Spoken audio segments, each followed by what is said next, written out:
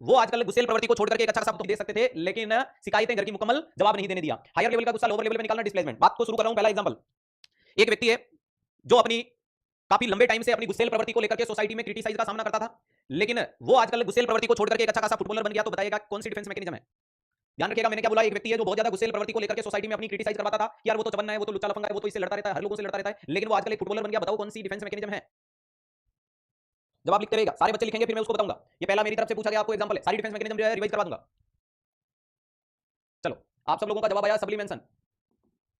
तो डेफिनेटली प्यारे दोस्तों, अपनी नेगेटिव एनर्जी को पॉजिटिव एनर्जी में कन्वर्ट करना। नेगेटिव एनर्जी क्या थी? गुस्सेल प्रवृत्ति, लोगों से लड़ना झगड़ना चिल्लाना, लेकिन आजकल वो फुटबॉलर बन गया और सारा गुस्सा फुटबॉल में निकालता है, इसलिए वो अच्छी खासी प्यारे दोस्तों वर्ल्ड चैंपियनशिप जीत के आ रहा है। तो ये कंडीशन सब्लिमेशन कहलाती है। ध्यान रखिएगा, एक व्यक्ति है जो गाने गाता था, अरे ये गाने गाने का काम करता था कि कुछ भी जो अच्छा लग रहा है कि उड़े जब जब जुल्फे तेरी, अब जब घर पे गाता था तो सारे लोग उसको डांटते थे कि कहीं प्यार में फंस गया, कहीं रोमियो बन रहा है, कहीं चमन्नागिरी सीख रहा है। लेकिन थोड़े दिन बाद उसने वो जगह तो छोड़ दी, अच्छा खासा सिंगर बन गया, एकदम सोनू निगम को फॉलो करने लग गया, फिर गाने लग गया सारा गम पता नहीं सर, अरे अच्छा खासा गाने लग गया। ये वाली कंडीशन का मतलब अपनी नेगेटिव एनर्जी को पॉजिटिव एनर्जी में कन्वर्ट करना, सब्लिमेशन। क्लियर है? ध्यान रखिएगा, एक व्यक्ति था जो अजीबोगरीब हरकतें करता था, लेकिन उसको पॉजिटिव एस्पेक्ट में, सर हुड्डा सर के इंपोर्टेंट रीजनिंग वाले टॉपिक का वीडियो नहीं मिल रहा, मैंने अपने इंस्टाग्राम अकाउंट पे डाल रखा है, और जिसके लिए आपको इंस्टाग्राम पे जाकर के उसको सर्च करना है सिद्धार्थ संधू।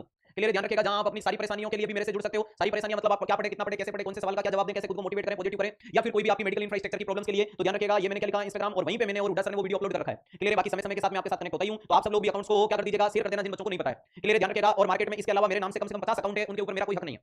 क्लियर? ध्यान रखिएगा, बहुत अच्छी बातें नहीं चलाते हो, लेकिन मैं क्लियर कट शब्दों में कह रहा हूं, इसके अलावा जितने भी इस नाम के अलावा जो चीजें आपको पता है, मेरा एक ही फेसबुक है, एक ही आपको चैनल है, एक ही इंस्टाग्राम है, एक ही ट्विटर है, एक ही टेलीग्राम है, इसके अलावा जितने भी मार्केट में नाम के सर्च करने से आते हैं वो सारे के सारे आप लोगों को हैं, मुझे खुद को ही नहीं पता कौन सा किसका है। क्लियर है? हाँ, क्योंकि मुझे खुद को अपना अकाउंट ढूंढना पड़ता है, जब इंस्टा पे सर्च करता हूं 10-20 एक मिल जाते हैं। क्लियर है? वो आप सब लोगों के ही हैं, तो उसमें मुझे न तो पता है कि कौन है, क्या है, या क्या इंटेंशन है। चलो दूसरे नंबर पे पूछते हैं कि आप लोगों का लक्ष्य था कि लंदन में जाकर के व्हाइट हाउस जैसा कोई मकान बनाओगे, वो पॉसिबल नहीं हुआ, इसलिए आपने व्हाइट हाउस अपने गांव में बना दिया। लंदन में व्हाइट हाउस बनाने का सपना था, नहीं बना पाए, तो आपने अपने गांव में व्हाइट हाउस बना दिया। कौन सी डिफेंस मैकेनिज्म है? सर का फोटो फोटो तो बेटा सारे अकाउंटों में सर का ही लगा हुआ है, जल्दी से जवाब दीजिएगा। लंदन में व्हाइट हाउस नहीं बना तो गांव में व्हाइट हाउस बना दिया, बहुत बढ़िया, सब्स्टिट्यूशन। तो ये सब्लिमेशन था, और ये दूसरा क्या है? सब्स्टिट्यूशन। अरे सब्स्टिट्यूशन का मतलब यदि उस चीज को हासिल नहीं करने पे लोअर लेवल पे सेटिस्फैक्शन फील करना, जैसे एमबीबीएस नहीं नर्सिंग सही, अरे एमबीबीएस नहीं नर्सिंग सही, इंटरनेशनल क्रिकेटर नहीं बनके रणजी में बन गए, सरकारी टीचर नहीं बनके प्राइवेट टीचर बन गए, अरे 360 डिग्री नहीं चला पाए, इसलिए आपने 160 260 या सिंपल 60 नाम की सीरीज चला दी। ये सारी की सारी क्या कहलाती है? सब्स्टिट्यूशन। अरे क्या कहलाती है? सब्स्टिट्यूशन कहलाती है, यानी अल्टरनेट। तीसरे नंबर की कंडीशन देखने को मिलती है, एक व्यक्ति है जो बहुत ज्यादा काला है, अय्यर भाई बहुत ज्यादा काले हैं, लेकिन अय्यर भाई साइंटिस्ट है, ये कौन सी डिफेंस मैकेनिज्म है? अय्यर भाई बहुत ज्यादा काले हैं, इसलिए उनको कॉलेज के समय में सारी लड़कियां ताने देती थी, कालू कालिया कहती थी, और उसी चीज को लेकर के अय्यर भाई को गुस्सा आया और उन्होंने इतनी पढ़ाई की कि वो साइंटिस्ट बन गए, और वो साइंटिस्ट बन गए। तो ये कौन सी डिफेंस मैकेनिज्म को रिप्रेजेंट कर रहा है? सिंपल 60, एकदम प्लेन 60। एमबीबीएस नहीं नर्सिंग सही वाली में जाएगा सब्स्टिट्यूशन। बहुत बढ़िया। ये एक एक फील्ड की कमी को दूसरे फील्ड में पूरा कर देना, कंपनसेशन। सचिन तेंदुलकर का पढ़ाई में जीरो, क्रिकेट में हीरो। अरे पढ़ाई में जीरो, क्रिकेट में हीरो, अय्यर भाई का चेहरा कालू कालिया जैसा, लेकिन भैया जी साइंटिस्ट है, ये क्या है? कंपनसेट है। अरे कंपनसेट है, जैसे कि मान लीजिएगा कि आप घर पे कोई काम कर रहे थे, अचानक से आपके हाथ से क्रॉकरी गिर गई और वो पूरा पूरा अच्छा खासा, अरे इंटरनेशनल से मंगाया गया एक बहुत ज्यादा इंपॉर्टेंट क्रॉकरी सेट था, वो डैमेज कर दिया, लेकिन उसी समय तुम्हारा नर्सिंग ऑफिसर का रिजल्ट आ गया, तो मम्मी का जो गुस्सा उस साइड जाना था, उसकी जगह मम्मी को आपने खुश कर दिया। क्यों? क्योंकि उस परिस्थिति को आपने कंपनसेट कर दिया। तो ये कंडीशन क्या कहलाती है? कंपनसेशन। अरे इस डिफेंस मैकेनिज्म को आपने क्या नाम दे दिया? कंपनसेशन नाम दे दिया। चौथे नंबर की कंडीशंस के बारे में बात करूं, एक व्यक्ति है जिसकी रिपोर्ट, ध्यान रखिएगा वेरी इंपॉर्टेंट चीज है। सर अय्यर भाई कौन है? छोड़ दो बेटा, पूरा सपना है। क्लियर? ध्यान रखिएगा, अगर बात करने की कोशिश करें कि आपके सामने कंडीशन आती है, एक व्यक्ति है जिसके अंदर कोलोन कैंसर हो गया, और उसकी बायोप्सी रिपोर्ट में कोलोन कैंसर आने के बाद वो कह रहा है कि जांच झूठी है, रिपोर्ट झूठी है, लेब वाले माहौल बना रहे हैं, लेब वाले पैसा खींचने का मौका ढूंढ रहे हैं। ये कौन सी डिफेंस मैकेनिज्म है?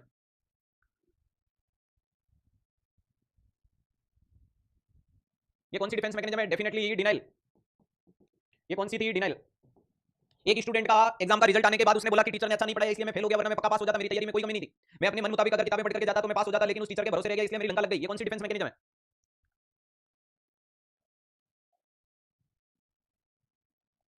ये कौन सी डिफेंस मैकेनिज्म है? आप अपनी बात को जस्टिफाई कर रहे हो, और बात को जस्टिफाई करना रैशनलाइजेशन कहलाता है। बात को जस्टिफिकेशन करना क्या कहलाता है? रैशनलाइजेशन।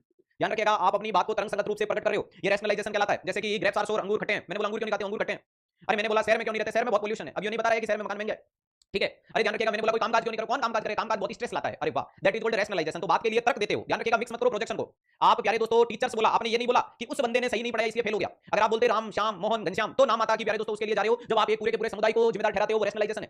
अरे क्या है? रैशनलाइजेशन देखने को मिल रहा है। समझ में आ गया? ध्यान रखिएगा, वेरी इंपॉर्टेंट चीज है। छठे नंबर पे मैं बोल रहा हूं, एक व्यक्ति है जो रोज शराब पीता है, रोज शराब पी करके रोज गालियां निकालता है, रोज लड़ाई झगड़ा करता है, और उससे किसी ने पूछा कि यार दारू क्यों पीते हो? तो उसने बोला कि दारू तो इसलिए पीता हूं क्योंकि मेरी पत्नी रोज मेरी पिटाई करती है, इसलिए मुझे पीना पड़ता है, वरना बिना पिए मेरी पिटाई में बहुत ज्यादा दर्द होता है। ये कौन सी डिफेंस मैकेनिज्म है? एक शराबी रोज शराब पीता है, और शराब पी करके अपने घर वालों के साथ बदतमीजी करता है, लड़ाई झगड़ा करता है, मारपीट करता है, लेकिन किसी शहर के अच्छे खासे इंसान ने उससे पूछा कि भाई क्यों पीते हो? क्या कोई बड़ी गम है? तो उसने बोला गम नहीं है, घर के अंदर एक चुंगम है, और वो चुंगम मेरी रोज माथा फोड़ी करती है, मेरी लड़ाई झगड़ा। बहुत बढ़िया, इसको बोलते हैं प्रोजेक्शन। अरे इसे क्या बोला जाता है? प्रोजेक्शन बोला जाता है, यानी अपनी कमी को किसी और के मत्थे मंड देना, प्रोजेक्शन। जैसे कि मान लीजिएगा कि सिद्धार्थ को गाड़ी ड्राइव करना नहीं आता और मैं स्पेशल नाम लेके बोलूं कि सूरज सर को कार चलाना नहीं आता, दैट इज कॉल्ड प्रोजेक्शन। अरे क्या होता है? प्रोजेक्शन। क्लियर? ध्यान रखिएगा। वहीं पे अगर मेरे पास कार नहीं है और आपने बोला सिद्धार्थ सर कार क्यों नहीं चलाते हो, मैंने बोला कौन चलाए यार, पेट्रोल कितना महंगा है, ये रैशनलाइजेशन है। अगर मेरे पास कार नहीं है और मैं बोलूं कि कार कौन चलाए, पेट्रोल कितना महंगा है, इट इज रैशनलाइजेशन। लेकिन मुझे कार चलाना नहीं आता और मैं बोलूं कि सूरज सर को कार चलानी नहीं आती है, इट इज कॉल्ड प्रोजेक्शन। अरे उसे क्या बोला जाता है? प्रोजेक्शन, यानी अपनी कमी को किसी इंडिविजुअल पर्सन के मत्थे मंडना। दारू पी करके आप पत्नी की पिटाई कर रहे हो, लेकिन आप बोल रहे हो कि पत्नी आपकी पिटाई कर रही है, दैट इज कॉल्ड प्रोजेक्शन। मुझे कैनूना लगाना नहीं आता और मैं स्पेशल नाम लेके बोलूं कमेंट बॉक्स में से, जैसे मैंने बोल दिया अविता को, ममता को, आदित्य को, संध्या को, रविंदर को, अरे पूजा को, सपना को, देवांशी को, जितेंद्र को, रोहिणी को, एकता को, इनको कैनूना लगाना नहीं आता, ये इंडिविजुअल पर्सन पे मैंने चीज को थोपा है, वो चीज क्या कहलाती है? प्रोजेक्शन। क्या कहलाती है? प्रोजेक्शन। चलेगा। नेक्स्ट ध्यान रखिएगा, done the undoing work do it is called. न करने वाले काम को करके खुद के ऊपर अपोलाइज शो करने वाली कंडीशन को क्या बोला जाता है?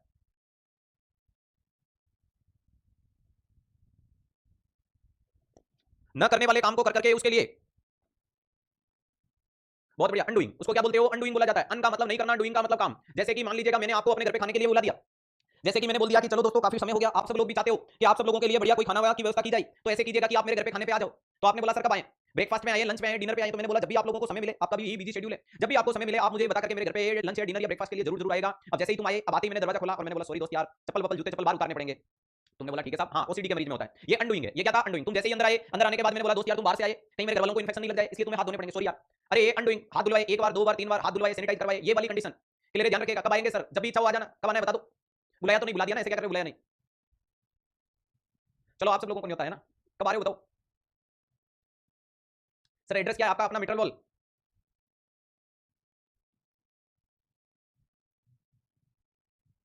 सिलेक्शन के बाद ओके, टूटू के बर्थडे पे बुला लेंगे, बर्थडे पे बुला लें सबको, जब तक वो भी मोनो सिलेबल बाई सिलेबल बोलना सीख जाएगा, है ना। चलो ध्यान रखिएगा, ये अनडूइंग। 8वें नंबर पे बोल रहे हैं कि हाथी के दांत दिखाने के कुछ और खाने के कुछ और। आपका मान लीजिएगा बहुत गुस्सेल प्रवृत्ति का नेचर है, आप पूरे दिन घरवालों से लड़ते रहते हो, लेकिन जैसे ही अचानक से डोरबेल बजी उसके बाद तो तुम लगता है कि आपस में जिगर जान हो, जिगर के छल्ले हो। अरे ये कलेजा है, कलेजे का टुकड़ा है या कलेजे का छिलका है, अगर ऐसी कंडीशन दिख रही है, इसका मतलब ये कौन सी डिफेंस मैकेनिज्म है?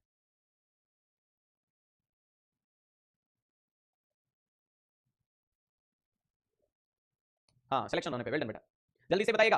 बहुत ज्यादा लड़ाई झगड़ा करते रहते हो, लेकिन अचानक से डोरबेल बजी तो ऐसा लग रहा है कि तुम तो बस एक ही माड़ा के दो मोती हो। बहुत बढ़िया, रिएक्शन फॉर्मेशन, ये कंडीशन क्या कहलाती है? रिएक्शन फॉर्मेशन कहलाती है।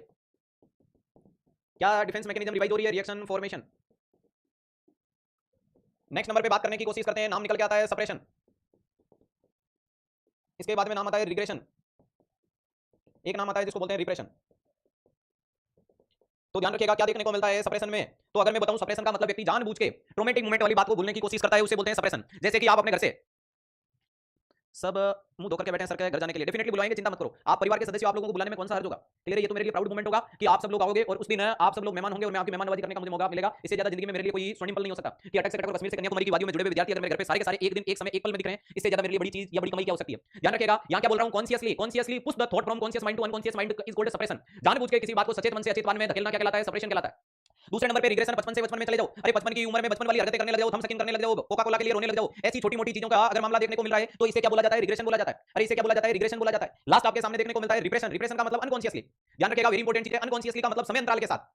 सर आपकी शादी हो गई है क्या? वेल डन बेटा, बताऊंगा, जल्द बताऊंगा ना। ध्यान रखिएगा, रिप्रेशन की कंडीशंस क्या देखने को मिल रही है? तो रिप्रेशन का मतलब अनकॉन्शियसली यानी अचेत तरीके से बात सचेत मन से अचेत मन में चला जाना क्या कहलाती है? तो उसे रिप्रेशन बोला जाता है। तो ध्यान रखिएगा सप्रेशन, ध्यान रखिएगा, वेरी इंपॉर्टेंट चीज है सप्रेशन, रिग्रेशन और रिप्रेशन। यहां तक इनमें कोई समस्या नहीं। अगर कोई व्यक्ति के कोई ट्रॉमेटिक मोमेंट के बाद वो उसी चीज के बारे में गहन चिंतन या गहन अध्ययन करने लग जाए, उसको बोलते हैं इंटेलेक्चुअलाइजेशन। अब ये कुछ टफ है, इसलिए मैं उनको डायरेक्ट पढ़ाने की कोशिश कर रहा हूं। नाम क्या बोल रहा हूं? इंटेलेक्चुअलाइजेशन। इंटेलेक्चुअलाइजेशन का मतलब मान लीजिएगा किसी फीमेल का रेप हो गया, तो वो फीमेल उसके बारे में इतना ज्यादा गहन अध्ययन कर रही है कि पूरा का पूरा पढ़ लिया, सारी धाराएं पढ़ ली, सारा लॉ पढ़ लिया, सारी परिस्थितियां पढ़ ली, कौन सा क्राइसिस है, कैसे होता है, क्या होता है, कितने लोगों के साथ हुआ, क्या देखा जाता है, क्या लॉस होता है, क्या क्राइसिस होता है, कैसे टॉलरेट करते हैं, इट इज कॉल्ड इंटेलेक्चुअलाइजेशन। ध्यान रखिएगा इसको इंटेलेक्चुअलाइजेशन। या अगर मैं बोल दूं कोई ऐसा व्यक्ति है जो शेयर मार्केट में अपना पैसा एडजस्ट करता था या शेयर मार्केट में अपने आप को ट्रेंड करता था। क्लियर? ध्यान रखिएगा, शेयर मार्केट में अपना पैसा ट्रेंड करता था या पैसे को इन्वेस्ट करता था, अब उसको कोई भारी लॉस हो गया, अगर करोड़ रुपए उसके डूब गए, तो अब उसके बाद वो शेयर मार्केट में और ज्यादा अध्ययन कर रहा है, और ज्यादा उसको पढ़ रहा है, दैट इज कॉल्ड इंटेलेक्चुअलाइजेशन। इसके बाद में डिस्प्लेसमेंट तो हो गया, हायर लेवल का गुस्सा लोअर लेवल पे, जैसे मम्मी पापा ने तुम्हें डांट दिया, तुम कॉलोनी में सोती हुई गाय को पत्थर मार रहे हो, मम्मी पापा ने डांट दिया, तुम छोटे भाई के मुंह पे गाल पे चमटा रख दिया, ये चीज कहलाती है डिस्प्लेसमेंट। क्लियर? ध्यान रखिएगा, डिस्प्लेसमेंट के नाम से जाना जाता है। क्लियर? ये सारी साइकेट्रिक पेशेंट होता है, दिमाग को सांत्वना देने के लिए काम में लेते हैं। नेक्स्ट होता है एक प्यारे दोस्तों ट्रांसफरेंस। क्या होती है? ट्रांसफरेंस। ट्रांसफरेंस और काउंटर ट्रांसफरेंस होता है। तो ध्यान रखिएगा, मरीज अस्पताल में रहता है तो स्टाफ पे इतना ज्यादा निर्भर हो जाता है कि वो खुद करता ही नहीं है, कुछ भी काम हो डॉक्टर साहब से पूछो, स्टाफ से पूछो। जैसे कि मान लीजिएगा कि खाना क्या खाना है, तो मम्मी ने बोला कि दाल रोटी लाऊंगी, मम्मी ने बोला हॉस्पिटल आ दाल रोटी लाऊंगी, तो मरीज स्टाफ गया, डॉक्टर साहब खाना खिला दें, क्या खिलाएं? कुछ भी खिला, कुछ में दाल खिला दे, खिला दो। तो अब उनके दिमाग में जवाब मिल गया, दाल खिला सकते हैं। थोड़ी देर से पूछा दलिया खिलाएं, दलिया खिला दो। अरे खिचड़ी खिलाएं, खिला दो। यानी जब अस्पताल से मरीज को छुट्टी हो जाएगी और वो घर जाएगा, तो अब उसके हर एक एक मिनट का जवाब देने वाला कोई नहीं है, और कोई नहीं है, उसी को बोलते हैं ट्रांसपेरेंस। यानी मरीज को स्टाफ की कमी का खलना ट्रांसपेरेंस है, और स्टाफ को मरीज की कमी खलना काउंटर ट्रांसपेरेंस है। विशेष तौर से साइकेट्रिक वार्ड में, विशेष तौर से प्यारे दोस्तों पीडियाट्रिक वार्ड में काउंटर ट्रांसपेरेंस डेवलप हो जाता है, क्योंकि लॉन्ग लास्टिंग जो पेशेंट एडमिट होते हैं उनका स्टाफ के साथ बॉन्डिंग हो जाता है। मान लो ये प्यारा सा बच्चा है, एक बहुत प्यारा सा बच्चा अगर आपके वार्ड में एडमिट है और आप रोज उसकी केयर कर रहे हो, रोज उसके साथ खेल रहे हो, कूद रहे हो, उसकी स्माइल देख रहे हो, उसकी अजीब-गरीब आवाजें देख रहे हो, आज उसकी हॉस्पिटल से छुट्टी हो गई, तुम ड्यूटी पे आए, वो बच्चा तुम्हें दिखा नहीं, अब तुम्हें उस बच्चे की याद आ रही है, तुम्हें उस बच्चे की आवाजें सुनाई दे रही है, तुम्हें वो बच्चा बहुत ज्यादा, तुम उस बच्चे को बहुत ज्यादा मिस कर रहे हो, चलेगा।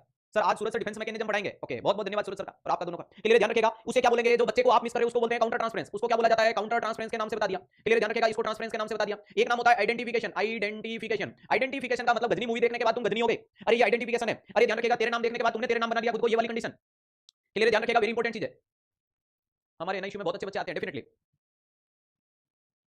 सर आपके लिए गिफ्ट भी लेकर आएंगे बेटा, गिफ्ट पे सिद्धार्थ की लाइफ में मैटर नहीं करता, आप लोगों का प्यार और विश्वास भाई वही मेरा सबसे बड़ा गिफ्ट है। बाकी जितने विद्यार्थी मेरे से ऑफलाइन में पढ़ते हैं या जो मेरे से रूबरू होते हैं उन सबको पता है, मैं हमेशा से मेरा टारगेट होता है कि विद्यार्थी का 1 रुपया भी कभी खर्च नहीं करवाऊं। मैं कभी इन चीजों के ऊपर फोकस नहीं करता कि ये गिफ्ट लाओ, माला लाओ, साफा लाओ, पेन लाओ, फोन लाओ, फोटो फ्रेम लाओ, इन चीजों से बहुत ऊपर उठने वाली चीजें 360 डिग्री यूं थोड़ी होती है। ध्यान रखिएगा, हमारा हर पल प्रयत्न ये रहता है कि मेरी तरफ से मैं आपको कितना क्या लौटा सकता हूं। हां, आपसे एकमात्र चीज की उम्मीद रहती है, सिलेक्शन के बाद आप काजू कतली खिलाओ, हम डेफिनेटली खाने की कोशिश करते हैं। क्लियर, बाकी इन चीजों की ऐसी छोटी सोच, इतना लिटिल बिट माइंड नहीं है, बहुत ब्रॉड वे में कुछ करने के लिए इस दुनिया पे आए हैं। क्लियर, वो कहते हैं ना, उलझने बढ़ती रही मैं जलता रहा, कि उलझने बढ़ती रही मैं जलता रहा, वक्त ने मैदान में उतारा, पारी में खेलता रहा। अरे लोग कहने लगे कि पागल हो जाओगे, लोग कहने लगे कि पागल हो जाओगे, मैं सबकी सुनता रहा, बातों को मन में दबाता रहा और आगे चल रहा था। उन लोगों को कैसे बताऊं कि जिस दिन वक्त बदलेगा मैं नहीं, मेरा विश्वास बदलेगा और ये पागल कोई 2-4 पन्ने नहीं, पूरा इतिहास बदलेगा। तो डेफिनेटली अपन तो इतिहास को बदलने की पूरी कोशिश करेंगे कि ये मिथ्या वाली चीजें जो चल रही है मार्केट के अंदर, जो शिक्षा को व्यापार बनाने की चीजें चल रही है, उनको खत्म किया जाएगा और निस्वार्थ भाव से एक टीचर का काम होता है विद्यार्थी के सिलेक्शन वाली चीजें उसको पढ़ाई जा सके और विद्यार्थी का काम है कि टीचर के द्वारा दी गई ज्ञानपूर्वक बातें उसके जीवन में वो उतारे, समझोए और अपने जीवन को उजागर करके दिखाए। इससे ज्यादा अपेक्षाएं नहीं करते हैं, ना अपेक्षाएं इससे ज्यादा दिमाग में आती है, न रखने की कोशिश करते हैं, क्योंकि अपने को कोई रील थोड़ी बनानी है। क्लियर, ध्यान रखिएगा, वेरी इंपॉर्टेंट चीज है। तो इंटेलेक्चुअलाइजेशन हो गया, ट्रांसफरेंस हो गई, काउंटर ट्रांसफरेंस हो गई, आइडेंटिफिकेशन हो गया, ये मोटे-मोटे रूप में जितने भी प्रकार की ये चीजें देखने को मिलती है, ये सारी की सारी डिफेंस मैकेनिज्म। इसके अलावा भी एक डिफेंस मैकेनिज्म का वीडियो अपलोड कर रखा है, क्लियर है, जिसमें मैंने पढ़ा दी। तो प्रोजेक्शन का मतलब हो गया अपनी कमी को इंडिविजुअल पर्सन पे प्रोजेक्ट करते हो या अपनी कमी को, अपनी वीकनेस को किसी इंडिविजुअल पर्सन पे प्रोजेक्ट करते हो, इसे प्रोजेक्शन कहते हैं। दूसरे नंबर पे डिस्प्लेसमेंट हो गया, तीसरे नंबर की कंडीशन रैशनलाइजेशन। क्लियर, ध्यान रखिएगा, तीसरी कंडीशन है रैशनलाइजेशन और रैशनलाइजेशन का मतलब है जस्टिफिकेशन देना। अरे इसका मतलब जस्टिफिकेशन देना यानी तर्कसंगत बात को लेकर के इसको बताते रहना। और लास्ट में हो गया इंटेलेक्चुअलाइजेशन। तो ये सारा क्लियर हो गया। राइट आंसर क्या चला गया, ऑप्शन नंबर बी। बोलो बांके बिहारी लाल की जय। चलेगा प्यारे दोस्तों, इसी के साथ आज के दिन के समय की सीमाएं और घड़ी की टिक टिक ने मुझे बोल दिया है कि सिद्धार्थ दीजिएगा खुद के शब्दों को विराम, क्योंकि विद्यार्थी जाएंगे तो कल सुबह 9:30 बजे फिर से आएंगे और पढ़ेगा इंडिया, तभी तो बढ़ेगा इंडिया। तो डेफिनेटली कुछ अच्छे से अच्छा सीखने की कोशिश कीजिएगा। आपके लिए हम हमारी तरफ से 100% कुछ चीजें प्रोवाइड कराएं। I am the best, I can do it, God is my way, अरे God always with me, I will do my best, I will complete my dreams. ऐसी कुछ चीजें आप अपने जीवन में लेकर चल रहे हो, भगवान मेरे साथ में है, मैं बेस्ट कर रहा हूं, मैं मेहनत करूंगा, मैं मंजिल को पाऊंगा, मैं अपने सपने साकार करूंगा, मैं अपने माता पिता को गौरवान्वित करके दिखाऊंगा, मैं जो करने आया हूं वो मैं करके दिखाऊंगा। अगर ये लालसायित उत्साह आपके अंदर है तो आप कर जाओगे। अगर आपने नेगेटिव घोड़े की घुड़सवारी कर ली, पता नहीं होगा कि नहीं होगा, मैं कर पाऊंगा नहीं कर पाऊंगा, मेरे से कैसे होगा, क्या होगा, तो ये नेगेटिव चीजें आपकी नेगेटिव एनर्जी जनरेट करती है और तुम मेरे राफेल